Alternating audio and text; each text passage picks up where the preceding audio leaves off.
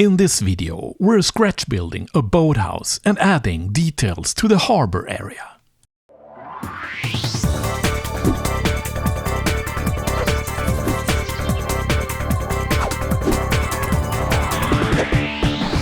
Hello and welcome to a video tutorial. Today we're gonna scratch build a boathouse, and then it's a kind of bigger boathouse for a fishing fleet type fishing boat.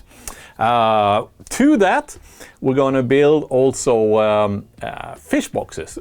This is the original style back in the 30s, 40s, 50s wooden box, size 4.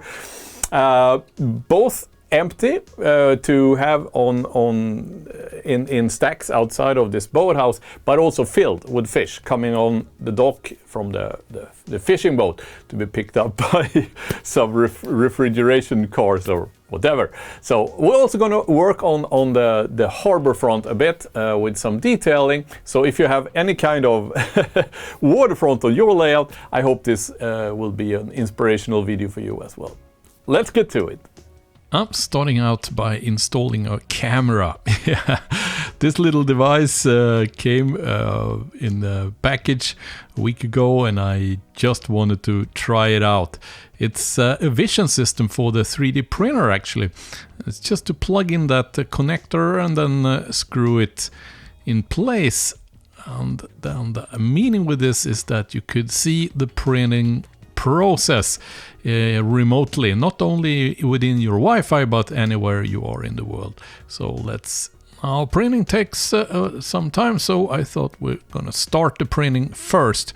And what we're printing here is I'm starting the print via the app for this printer. It's an M3 Plus, and it's those fish boxes, and here I have my M3 and it's free. So start print, and then downloads the file to the printer, and now we have this video monitoring option here, so let's check it out. Yeah, awesome. Now we can monitor the print process remotely. Let's get started on the build. First off, when I do a scratch build like this, I do a sketch. So here I add the important dimensions and check so I get the right proportions right. Next up is to make a paper mock-up, and I place this on the layout where I intend to have the building, just to check that it looks good. Now I have the option to scale it up or scale it down if I need to. It looks nice. So the material I'm using for construction of wooden buildings or structure is wood. This is a pre-engraved sheet from Northeastern Scale Lumber, and to keep precision up when I'm drawing the outline of the parts before cutting is to use a knife and not a pen. With that done, we can start cut the parts, and here are the front and the rear side of this boathouse, and these are the sides here. What we also need to do is to sand them 45 degrees in the edges. In order to succeed with this, I'm using a square block of wood. This is actually an old shelf, and I just put the piece along the edge of that hard wood or shelf in this case, and then I sand the 45 degree angle, and as you see here, this way it gets straight and perfect. Now we will also now cut the holes for windows and doors, and when working with wood which has fibers, it's really easy that the pieces cracks. So to prevent that, I'm putting a piece of paper tape on the back like this.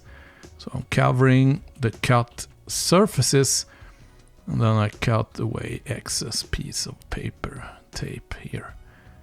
Alright, so now we can start cutout of doors and windows. Same here, I mark the position with a razor blade and not a pen, and then I cut the different pieces out. Now I will go for an unpainted look or appearance of this boathouse. So in order to get somewhere close to that, I'm first painting all the surfaces with gray. Kind of flat gray color. Same goes for the windows and the doors. These are 3D printed, as you see here. So I pulled them from my printer this morning. Only thing we need to add is clear glass. I found over time that sushi packing is most often the most transparent plastic you can find. So save those. I do, and then we cut out the pieces of window. The actual window pane is cut out using a razor blade. Dip the rear side of the window in a kind of pool, or what do you call it, of fast set glue, and then assemble the sushi clear plastic pieces. With that done, it's ready for assembly of windows into the wall, like this. Yeah, and here goes the door, the upper door. It does have the lock on the inside. The lower door has the lock on the outside. Alright, so now we're ready to assemble this. I do that using PVA glue. The floor piece here is made from 1.5mm balsa wood, which I picked up in my hobby store. If you like and you don't want to wait for the glue to set, you can put a drop of fast set glue somewhere along the joint line, and that will hold it in place for you whilst the PVA glue is drying. This is the roof. It's a tiles roof made from PVA glue. I poured that onto one of Folmer's tiled roof plates, pulled it off and painted it in a light orange color. Now the advantage with this material is that it's thin and easy to cut and bend. It's really easy to work with. So with the tile surface in place, we can glue the roof in place on the top of the building. Now the only thing we now need is the roof edge. This is made also from Northeastern scale lumber, 2 by 10 inches, so a bit oversized for sure, but then I don't need to add 2 thinner parts, so it's kind of for ease. Now we're gonna weather this building. As you see now, it looks all gray painted, and that's not the appearance we're after here. So what I will do first is to enhance the detail of those 3D printed parts, and I'm doing that by adding black wash. The black wash is 1 part acrylic black paint into 9 part water and a tiny amount of alcohol. Then I paint the entire surface of both windows and doors with a thin paint of brown. So this should bring the color close to natural wood. So I get a kind of wooden base color of the entire building. This is white pastel chalk, a dry pastel chalk from which we will grind powder.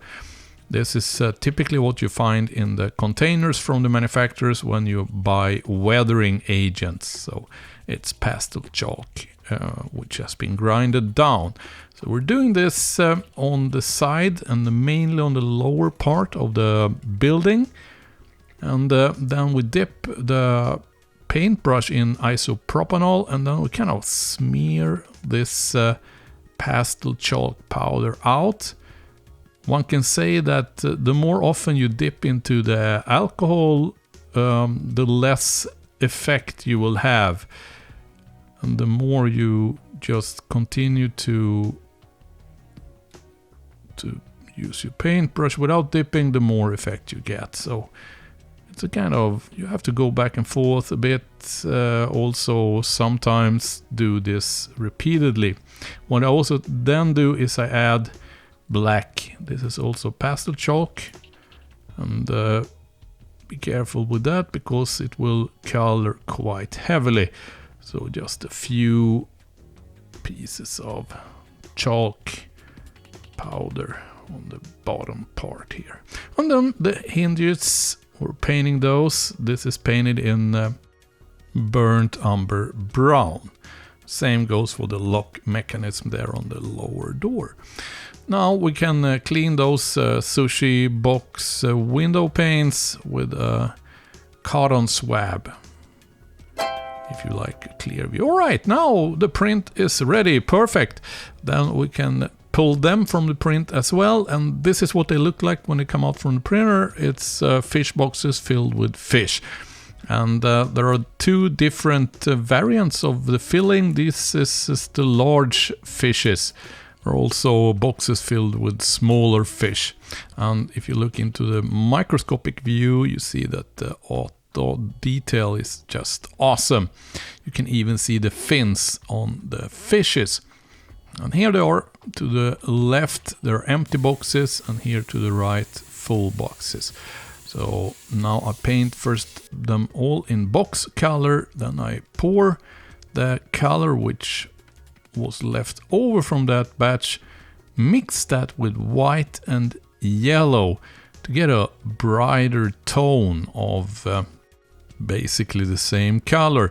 What we're gonna do with this is that we will dry brush this to enhance the contour.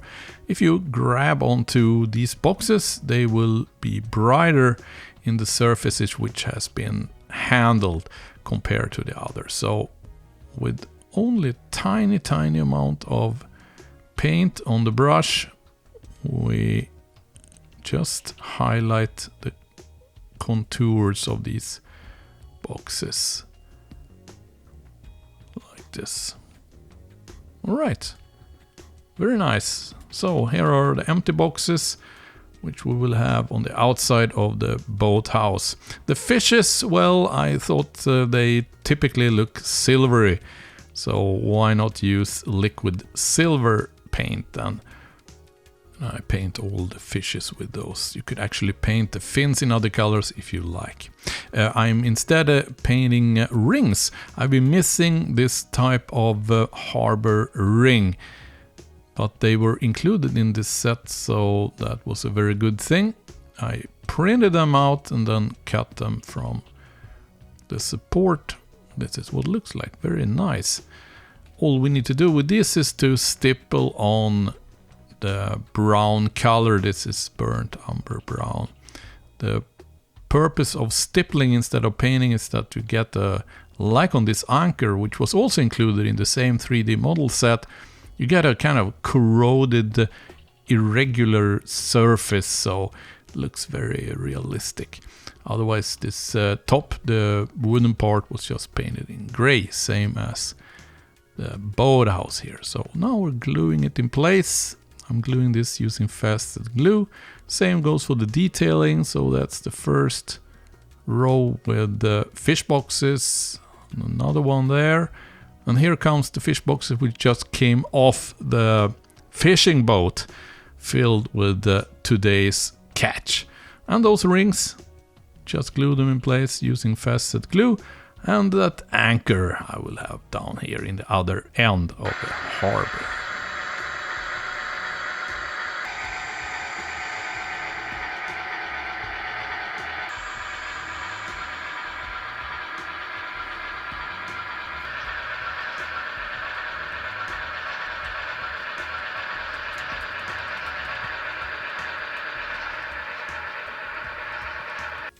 All right, so fish boxes with fish. Yeah.